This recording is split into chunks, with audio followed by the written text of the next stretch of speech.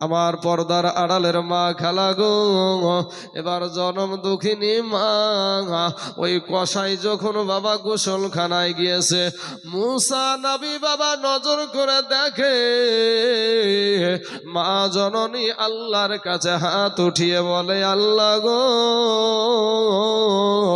আমার বেটা কসাই এত গরিব হওয়া সত্ত্বেও আমার বেটা আমাকে ফেলে নাই, আমার বেটার উপরে আমি খুশি গো আল্লাহ, ও গো আল্লাহ, আমার বেটার উপরে আমি রাজি হয়ে গেছি, ও গো আল্লাহ তুমিও রাজি হয়ে যাও। জোরে বলেন সুবহানাল্লাহ। আর শুনেছি এই জামানার সবচাইতে বড় নবী হলো মুসা নবী। আল্লাহ গো, কাল জান্নাতের ভিতরে ওই মুসা নবীর সঙ্গী আমার বেটাকে তুমি বানায়া দিও। জোরে বলেন সুবহানাল্লাহ। বাবাজি, এই নবীর আদর্শ আমার আদর্শতে ভুল থাকতে পারে না, পারে না গো ভাই? ভুলের ঊর্ধ্বে আমরা কেউ নাই, ভুলের ঊর্ধ্বে আমরা কেউ নাই। একটু যদি দিলখানা নরম করে শুনেন না, তাহলে বাবাজি নিশ্চয় ভালো লাগবে। আর যদি মন ইদিক উদিক হয়ে থাকে, হবে না। আমি একটা এক্সাম্পল সব জায়গায় দিয়ে থাকি, তো আজকে আমি ওই এক্সাম্পলটা দিবই না ভাবিছিলাম, তো আমাকে সেই এক্সাম্পলটা দেওয়া তো আপনারা বাধ্য করবেন না, কারণ এক্সাম্পল শেষ বেলায় বলতে গেলে অনেক টাইমের ব্যাপার আছে, আমি ওদিকে যাব না। আমার নবীর আদর্শ আপনার আদর্শতে ভুল আছে, আমার আদর্শতে ভুল আছে, আমার হুজুরের আদর্শতে ভুল থাকতে পারে, কি একজন মুফতি সাহেবের আদর্শতে ভুল থাকতে পারে, কিন্তু মদিনার যিনি নবী, আমরা আপনারও নবী আমারও নবী, কথা ঠিক না? ঠিক আছে চাচা? আপনাদেরও নবী আমাদেরও নবী, সারাকুল কায়নাতের নবী, সারাকুল কায়নাতের নবী হলো মদিনার সেই নবী। তো ওই নবীর আদর্শতে কোনো ভুল নাই। আচ্ছা, এবার দেখেন এই নবীর আদর্শ সম্পর্কে আমার আল্লাহ কোরআনে আরো বলছে, ওয়া ইন্নাকা লাআলা খুলুকিন আযীম, ওয়া ইন্নাকা লাআলা খুলুকিন আযীম। আমার নবীকে আল্লাহ সিরাতুন নবী বলেন নাই, আমার আল্লাহ বলছেন আখলাকুন নবী, যেই আদর্শতে কোনো ভুল নাই। জোরে বলেন সুবহানাল্লাহ। তাহলে বাবাজি, যদি মুমিন হতে হয়, কেউ যদি মুমিন ব্যক্তি হয়, তাহলে ওই নবীর আদর্শ মানতে হবে। কথা বলেন, ওই নবীজির আদর্শ মানতে হবে। এখন বক্তব্য দিচ্ছি, আমি এসেছি কিসের আলোচনা করতে? কোরআন হাদিসের আলোচনা করতে। এখন যদি আমি অকাট্য ভাষায় গালাগালি শুরু করি, তাহলে কি ওটা নবীর আদর্শ হবে ভাই? হ্যাঁ, অকট্য ভাষায় গালাগালি করা আদর্শ হবে না। কাউকে আঘাত কষ্ট নবীর আদর্শ না। কিন্তু হ্যাঁ, এবার আপনাকে আর একটা কথা বলি, এখানে আবার প্যাচ খাটাতে অনেকেই পারে। বাবা, যেমনি ভাবে নবীজির আদর্শ মান্য করে, নবীজির আদর্শ দেখে বিধর্মীরা কালেমা পড়ে মুসলমান হয়েছে, তাই না? বিধর্মীরা কালেমা পড়ে মুসলমান হয়েছে নবীজির আদর্শ দেখে। কিন্তু যখন মুসলমান হয়ে গেল, তখন আমার নবীজি আইন জারি করলো কি, যে কেউ যদি জেনা করে তাহলে কি গায়ে হাত বোলাতে বলেছেন? কি গো চাচা? তাহলে গায়ে হাত বোলাবেন মনে হয়। কেউ যদি চুরি করে গায়ে হাত বোলাবেন মনে হয়। হ্যাঁ, তাহলে জানতে হবে যে নবীজির আদর্শ আমাদেরকে ভালো দেখাতে হবে, কিন্তু ইসলামিক পরিপন্থীতে, ইসলামিক শরীয়ত সম্মত যেভাবে চলার দরকার সেইভাবে চলতে হবে। আর না চললে, যদি না চলে, তাহলে তাকে সঠিক পথে নিয়ে আসার, তাকে তাগিদ দিতে হবে, তাই তো নাকি বাবাজি আমার ভাই জানেরা? তাহলে আমরা নবীজির আদর্শ, আমি যে বক্তা দিচ্ছি, এই বক্তা দেওয়ার মধ্যেও আমার যে নবীজি যখন ওয়াজ করতেন, তো নবীজির ওখানে একটা আদর্শ আছে না নাই? ওই আদর্শতেই আমাকে কিন্তু আপনাদের সম্মুখে বক্তব্য দেওয়া করতে হবে, বক্তব্য দিতে হবে। এক, আপনি কেমন পোশাক পরবেন তাতে নবীজির আদর্শ আছে। আপনি কেমন পোশাক পরবেন তাতে নবীজির আদর্শ আছে। বাবাজি, আপনার আমার ঘরের সন্তান পোশাক কেমন পরে বুঝতে পারছেন? আপনাদেরকে এমন পোশাক পরছে বাবাজি, একটা পুরুষ যদি বাবাজি বসে, তো আর পিছন দিক দিয়ে তাকাইলে বাবাজি আটলান্টিক মহাসাগরের গর্ত সূর্য দেখা যায়। আবার যদি আপনি সামনের দিকে নজর করেন, দেখবেন ওই প্যান্টটা নামতে নামতে সুন্দরবন পার হয়ে গেছে। বাবাজি আমার ভাই জানেরা, তাহলে আমরা পেলাম কি যে এই আপনি কি এমন পোশাক পরবেন তাতে নবীজির আদর্শ আছে, আপনি কেমন করে পেশাবে যাবেন তাতে নবীজির আদর্শ আছে, আপনার বাবা মায়ের সাথে কেমন ব্যবহার করবেন তাতে নবীজির আদর্শ আছে, আপনি কি বিদেশি মেহমানের সাথে কেমন ব্যবহার করবেন তাতে নবীজির আদর্শ আছে, আপনি দেশের মেম্বার হয়ে কেমন করে দেশ পরিচালনা করবেন তাতে নবীজির আদর্শ আছে। তাছাড়া বাবাজি পৃথিবীর বুকে যাই করেন না কেন, আপনি বাবা মা সন্তানের সাথে কেমন ব্যবহার দেখাবেন তাতে নবীজির আদর্শ আছে, আপনি স্বামী আপনার বিবির সাথে কেমন ব্যবহার করবেন তাতে নবীজির আদর্শ আছে। এ বাবাজি নবীর সাথে এই আদর্শের সাথে আমাদের যদি মিল থাকে তাহলে মুমিন। আর যদি আমি বাজি সুন্নি হয়ে বক্তা দিতে উঠেছি, সুন্নি মৌলবি, তারপরে নবীর আদর্শ নাই আমার ভিতরে, তাহলে জানতে হবে এই সুন্নি নামে পাকা ভণ্ড। কথা বুঝলেন না চাচা?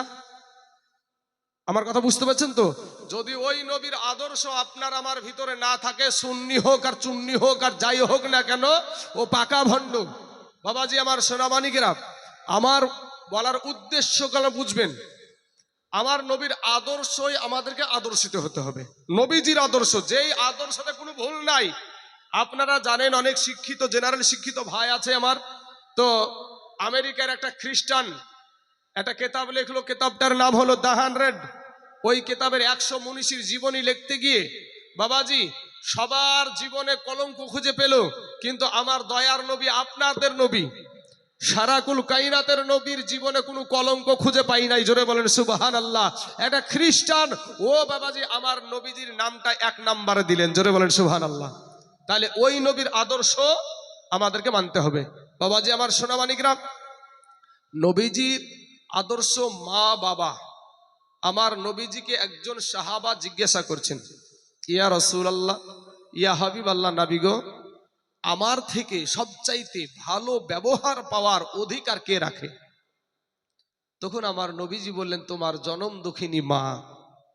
দ্বিতীয়বার বললেন, ইয়া রাসূলুল্লাহ, এরপরে কে? বলে তোমার মা। তারপরে বলছেন, ইয়া রাসূলুল্লাহ, এরপরে কে? বলে তোমার মা। চতুর্থবার যখন জিজ্ঞাসা করছেন যে ইয়া রাসূলুল্লাহ, এরপরে কে? বলে তোমার আব্বাজান। অথচ আমাদের সমাজের মহিলারা সেই নবীর আদর্শ মানতে রাজি না। ভাই আমাদের মা বোন দেখবেন, একটা পুরুষও এখানে যে কটা মানুষ এখন বসে আছেন, একটা পুরুষের শরীরে কিন্তু বাবাজি নাইটি পরা মানুষ এখানে বেটা ছেলে আছে নাকি ভাই? নাই। শাড়ি পরাও নাই, কিন্তু জিন্সের প্যান্ট পরা মেয়ে বাজারে ঘোরাঘুরি করে না? হ্যাঁ, টাইট গেঞ্জি, আমাদের গেঞ্জি গুলো লিয়ে লিয়েছে, জিন্সের প্যান্ট গুলো লিয়ে লিয়েছে। ও লিতে লিতে আমাদের জিনিসগুলোর উপরে এত ওদের লোভ বাবা, লিতে লিতে লিয়ে যাচ্ছে। অথচ ওদের একটা ড্রেস যদি কোনো পুরুষে পরে, ওদের টিটকারি আর হাসি তো ওদের রাখা যাবে না। বাবাজি আবার সোনা মানিকেরা, মা খালারা গো, আমি বলবো মা, তুমি আমার কালেমার মা, তোমরা ফিরে এসো, পর্দা করো। ইসলামে পর্দা করা ফরজ, ইসলামে পর্দা করা ফরজ। কিন্তু মা খালারা অনেকেই অনেক মন্তব্য করতে পারেন। দেখেন, আল্লাহ যদি কাল কিয়ামতের দিন বলে যে ইসলাম ধর্মের জন্য সর্বপ্রথম এই ইসলাম ধর্মের জন্য কে শহীদ হয়েছে, তো সে সামনে এসো। কিয়ামতের দিন যদি আল্লাহ এরকম ভাবে ডাকে, তাহলে বাবাজি একটা পুরুষ সামনে আগাতে পারবে না। কারণ আমার নবী পাক সাহেবে লাউলা কালেমার দাওয়াত দেওয়ার পরে সর্বপ্রথম আপনার শহীদ হয়েছিল ইসলামের জন্য মা সুমাইয়া রাদিয়াল্লাহু তাআলা আনহা। উনি একজন মহিলা না নারী? পুরুষ, মহিলা। তাহলে সর্বপ্রথম জীবন দিয়েছে কে? মা সুমাইয়া। কি আল্লাহ যদি প্রশ্ন বলে যে কে ইসলামের জন্য সর্বপ্রথম নিজের স্থাবর অস্থাবর সমস্ত কিছু নবীকে পাওয়ার জন্য, আল্লাহকে পাওয়ার জন্য সব দান করেছিল, সে মানুষ সামনে এসো, তো বাবাজি একটা পুরুষও সামনে আগাতে পারবে না। কারণ মা খাদিজাতুল কুবরা রাদিয়াল্লাহু তাআলা আনহা, উনি সর্বশান্ত করে সব কিছু আমার নবীর কদমে বিলীন করে দিয়েছিলেন। জোরে বলেন সুবহানাল্লাহ। বাবাজি আমার সোনামানিকেরা, সেই নবীর আদর্শ দেখি তো তারা আজ কালেমা পড়ে মুসলমান হয়েছে, সেই নবীকে আমাদেরকেও সেই নবীর আদর্শ নিয়ে চলাফেরা করতে হবে। আজকে আমার ভাই শোনা, আমার আল্লাহ বলে বান্দা রে, ওরে বান্দা আমি তোর আল্লাহ, তোকে বড় ভালোবাসি বান্দা, তোকে আমি আদর করে সৃষ্টি করেছি। ও বান্দা তুই ফিরে আয় তওবা করে, আমি আল্লাহ, তুই গুনাহ করেছিস কিন্তু বান্দারে তুই ফিরে আয় তওবা করে, আমার কাছে ফিরে আয়, আমি আল্লাহ তোর জীবনের সমস্ত গুনাহকে মাফ করে দেবো। জোরে বলে সুবহানাল্লাহ। বাবাজি এত দয়ালু মানুষ বাপ, আপনার কাছে যদি আমি বারবার একটা জিনিস চাই, আপনার একটা রাগ হবে না ভাই? রাগ হবে। এই বলবি আপনার কোনো কাণ্ড জ্ঞান আছে? বারবার আপনি কি করতেছেন? হ্যাঁ, বিবেক বলে আপনার কিছু জিনিস আছে? কিন্তু আমার আল্লাহ বলছে আমার বান্দা আমার কাছে যত চাইবে আমি তত খুশি। জোরে বলে সুবহানাল্লাহ। আল্লাহর কাছে আমরা যত চাইবো তত খুশি। ভাই আপনাদের বিশ্বাস হচ্ছে না? আপনাদেরকে বিশ্বাস করে দিচ্ছি। দেখেন, আমরা মায়ের পেটে জীবিত ছিল না মরা ছিল? জীবিত। তো জীবিত থেকেছি এবং মায়ের পেটে নড়াচড়াও করেছি। কি গো চাচা? নড়াচড়াও করেছি। মার পেটে মা জননী যারা আছে তাদেরকে জিজ্ঞেস করেন, মা বলে দেবে যে হ্যাঁ পেটে নড়াচড়া করে। তো পেটে নড়াচড়া করা বা জীবিত থাকার জন্য খাবারের প্রয়োজন আছে না নাই ভাই? খাবারের প্রয়োজন আছে। এই খাবার মনে হয় আমাদের মমতা ব্যানার্জি বোধহয় খাদ্য সুরক্ষার কার্ড বাট দিয়েছিল নাকি গো বাবজি? হ্যাঁ, খাদ্য সুরক্ষার কার্ড দেয় নাই, কিন্তু আমার আল্লাহ বলে বান্দা তোকে আমি দুনিয়াতে পাঠাবো, তোর জন্য খাবার আমি আগে থেকেই রেডি করে রেখেছি। জোরে বলেন সুবহানাল্লাহ। আমার মা আপনার মা, আমার বিবি আপনার বিবি, আপনার বিটি আমার বিটি। বাবাজি 13 থেকে 14 বছর পরেই আপনার কি হয়, মাসে মাসে একটা অসুখ হয়। এই অসুখটা যখনই পেটে সন্তান আসলো, অসুখটা কোনো ডাক্তারের প্রয়োজন হয় না, কোনো সার্জনের প্রয়োজন হয় না, অটোমেটিক অসুখটা বন্ধ হয়ে যায়। আচ্ছা বন্ধ হয়ে গেল, কোথায় গেল? যে অসুখটা 13 বছর বয়স থেকে আসলো, এই অসুখটা অটোমেটিক কোথায় গেল? আমার আল্লাহ পাক তার ফারিস্তা দ্বারা ভাই, আমার আল্লাহ পাক আমাদের নাভির সাথে আর মায়ের নাড়ির সাথে সেট করে দিয়ে ওই রক্তটা সন্তানের শরীরে পুশ করে সন্তান বেঁচে থাকে। জোরে বলেন সুবহানাল্লাহ। বাবাজি আমার ভাইজানেরা, এবার সন্তান দুনিয়াতে আসবে, সন্তান দুনিয়াতে আসবে, তো ভাত তো খেতে পারবে না। ভাত খেতে পারবে? রুটিও খেতে পারবে না। তাহলে কি করবে? ভাতও খেতে পারলো না, রুটিও খেতে পারবে না। তো ভাত যখন না খেতে পারবে, রুটিও খেতে পারবে না, আমার আল্লাহ বলে বান্দারে তোর জন্য খাবার আমি আগে থেকেই রেডি করে রেখেছি। আমার মা জননী, আপনার মা জননীর বুকের উপরে 2টা ফ্রিজ বসায়া দিয়েছে। জোরে বলেন সুবহানাল্লাহ। ভাই সেই মাকে কেউ কষ্ট দিয়েন না। আমার আল্লাহ বলছেন ওয়াবিল ওয়ালিদাইনি ইহসানা, মা বাপের প্রতি ইহসান করবেন। আজকে জিনাদের আব্বা নাই, জিনাদের মা নাই, এই মানুষগুলাকে একটু জিজ্ঞাসা করবেন, চাচা গো আপনাদের তো বাপ মা চলে গেছে, তো বাপ মা থাকতে আপনার কেমন আর এখন কেমন? ওই বাপজিগুলা, ওই চাচাগুলা বলবে ভাই রে, যেদিন আব্বা চলে গেছে, আব্বা থাকতে বুঝতে পারেনি, কিন্তু আব্বা যেদিন মারা গেল সেদিন আমাদের মাথার ছাদ উড়িয়ে গেছে। জোরে বলেন সুবহানাল্লাহ। ভাই কার জানি মা কবরে শুয়ে আছে, কার জানি আব্বা যেন কবরে শুয়ে আছে, দাদু দাদি কবরে শুয়ে আছে, শ্বশুর শাশুড়ি, কারো স্বামী, কারো বিবি, কারো সন্তান কবরে শুয়ে আছে। তাদের জন্য একটু দোয়া আমরা করতে পারি না ভাই? তাদের জন্য একটু দোয়াও করি না? বাবা জনম দুঃখিনী মা আপনাকে যে কষ্ট করে মানুষ করেছে, এই মাকে সম্মান করবেন, মাকে খেতে দিবেন না। বা আমি যদি বক্তা হওয়ার পরে যদি ভাই খেতে না দিই আমার মাকে, আমি এই বক্তা দিই আর যাই মন তাই করি, কোনো কাজে লাগবে গো বাপ? কোনো কাজে লাগবে না। আমি যত বড় বক্তা হই না কেন, পশ্চিম বাংলার বাবাজি 16টা জেলাতে আমি জালসা করেছি আলহামদুলিল্লাহ।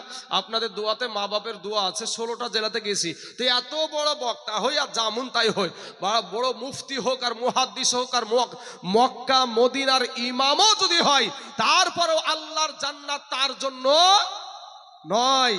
কারণ মা বাবাকে ভালোবাসতে হবে। মা বাবার মনে কষ্ট দিয়ে নামাজ পড়লে নামাজ হবে না। ও যুবক রে, আমার ভাই জানেরা, মা এমন একটা জিনিস, মা এমন একটা জিনিস, যেই মা জননী যদি আপনার কথার ব্যথায় যদি উহু শব্দ করে, আপনার আমল বরবাদ, আপনার আমল বরবাদ। বাবাজি মুসা আলাইহি সাল্লাতু সাল্লাম, উনি আল্লাহকে বলছেন, উনি আল্লাহর সাথে কথা বলতেন না? বলতেন না? কথা বলতেন।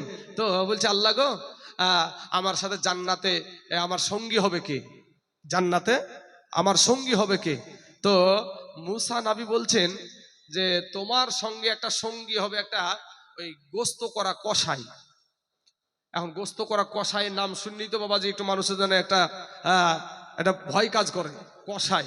তো মুসা নবী বলছেন, আল্লাহ একটা কষাই আমার বন্ধু হবে, তো কষাইকে আমি দেখতে চাই, কষাইকে দেখতে চাই। বলে অমুক বাজারে চলে যাবা, দেখবা মাংস করে এনে বসে আছে। এবার বাবাজি মুসা নবী চলে গেলেন, যায় দেখছে হ্যাঁ সত্যি সত্যি মাংস করে নিয়ে বসে আছে। তো ভালো ভালো যে মাংসগুলা চাচা, ওই ভালো ভালো ডুমাগুলা ওই তিরপলের তলে লুকিয়ে রাখছে। মুসা নবী বলছে, আল্লাহ গো, এ তো মাংস চোর, এ তো মাংস চোর, আর ই আমার সঙ্গী হবে জান্নাতে। বলে মুসা তুমি দেখে যাও না, তুমি দেখে যাও। এবার বাবাজি মাংস যখন সব বিক্রি করা হয়ে গেল, ওই ভালো ভালো মাংস কয়েকখান নিয়ে ক্যারিতে করে নিয়ে বা একটা পাত্রে করে নিয়ে চলে যাচ্ছেন। মুসা নবী উনার বাড়ির মেহমান হতে চাইলেন, মেহমান হিসাবে গ্রহণ করলেন। বাড়িতে গিয়ে দেখছে যে তার জনম দুঃখিনী মা, তার জনম দুঃখিনী মা বিছানায় পড়ে আছে, বিছানায় পায়খানা করে ফেলেছে, পেশাব করে ফেলেছে। এমনও যুবক আছে যে মাকে মা বলে ডাকে না, আব্বাকে আব্বা বলে ডাকে না। এরকম আর মানুষ আছে না নাই ভাই? হ্যাঁ, মাকে মা বলে ডাকে না। এই যে বাবজিরা সাদা দাড়িওয়ালা মানুষটা বসে আছে, আমার বাবজিরা বসে আছে, এই মানুষগুলা একটা সময় এত কঠিন অবস্থা গিয়েছে যে এত বাচ্চাদের পেটে যে দুটো খাবার দিবে ভালো, আজকে তো সুন্দর সুন্দর সিয়াটার, তারপরে জ্যাকেট, কত কি, কিন্তু আমাদের কি, আমাদের বাবা মা দেখতাম আমার বাবার পরনের নুঙ্গিকে করতো কি, গলায় বেঁধে দিত, গলায় বেঁধে দিয়ে ওই নুঙ্গি পরে আমরা ঘুরে বেড়াতাম। কি গো চাচা, লুঙ্গি পরে ঘুরিয়ে বেড়াচ্ছি। বাস্তব কথা এগুলা, এগুলা এখনকার কিছু ছেলেকে বললে বিশ্বাসই করতে চাইবে না, কিন্তু এগুলা অরিজিনাল। এমনও কিছু জিনিস আমাদের খাদ্য খাবার উঠিয়ে গেল, যেই খাদ্য খাবারগুলা আমার এই চাচাগুলা খেয়েছে, এই বৃদ্ধ চাচাগুলা বেশির অংশ খেয়েছে। যেমন মাইরিয়ে, কাওন, শিয়াঞ্জা, কি গো চাচা ছিল, কুত্তি। এই কুত্তি বললে এখনকার যুবক ছেলেরাও চিনতে পারবে না, কারণ আমরা চিনতে পারবো কিসের লিগে, আমার বাড়ি তো বর্ডারে, মানে ওই চরের এলাকায় এখনো হয় চাচা, এগুলা চরে এখনো বালু মাটিতে ওগুলা হয়। তো এই বাবা মা এত কষ্ট করে সন্তানের মুখে খাবার তুলে দিয়েছে। ভাই আজকে যারা তোমরা আব্বাকে আব্বা বলে ডাকো না, মাকে মা বলে ডাকো না, তুমি ভাবছো যে আমি খুব মহান, আমি খুব শক্তিশালী। ভাইরে তুই কবরে যাইয়া দেখ, তোর বাঁশের লাঠি রেডি, তোর বাঁশের লাঠি রেডি। বাপ মা এমন একটা জিনিস, আজ সেই বাপ মাকে তুমি কষ্ট দাও। মুসা নবী দেখছেন যে ওর মা পেশাব পায়খানা করে, পায়খানাগুলা করে আবার বিছানাতে শুকিয়ে গেছে, মায়ের শরীরে লেগে গেছে। এবার মুসা নবীর ওই আপনার ওই কসাই করছে কি, মাকে কোলে নিয়া হাত দিয়ে আপনার খুঁটরিয়ে খুঁটরিয়ে ময়লাগুলা তুলছে, বাপ নোংরাগুলা তুলছে, সুন্দর করে গোসল করে দিয়ে একটা পরিষ্কার বিছানায় রেখে দিলেন। রেখে দেওয়ার পরে এবার বলছে, মা তুমি একটু শুয়ে যাও, আমার শরীরে মাংস করার এখনো রক্ত টক্ত লাগিয়ে আছে, আমি গোসল করে আসি। বাবারা, আমার পর্দার আড়ালের মা খালা গো, এবার জনম দুঃখিনী মা ওই কসাই যখন বাবা গোসলখানায় গিয়েছে, মুসা নবী বাবা নজর করে দেখে মা জননী আল্লাহর কাছে হাত উঠিয়ে বলে, আল্লাহ গো, আমার বেটা কসাই এত গরিব হওয়া সত্ত্বেও আমার বেটা আমাকে ফেলে নাই, আমার বেটার উপরে আমি খুশি গো আল্লাহ, ও গো আল্লাহ, আমার বেটার উপরে আমি রাজি হয়ে গেছি, ও গো আল্লাহ তুমিও রাজি হয়ে যাও। জোরে বলেন সুবহানাল্লাহ। আর শুনেছি এই জামানার সবচাইতে বড় নবী হলো মুসা নবী। আল্লাহ গো, কাল জান্নাতের ভিতরে ওই মুসা নবীর সঙ্গী আমার বেটাকে তুমি বানায়া দিও। জোরে বলেন সুবহানাল্লাহ।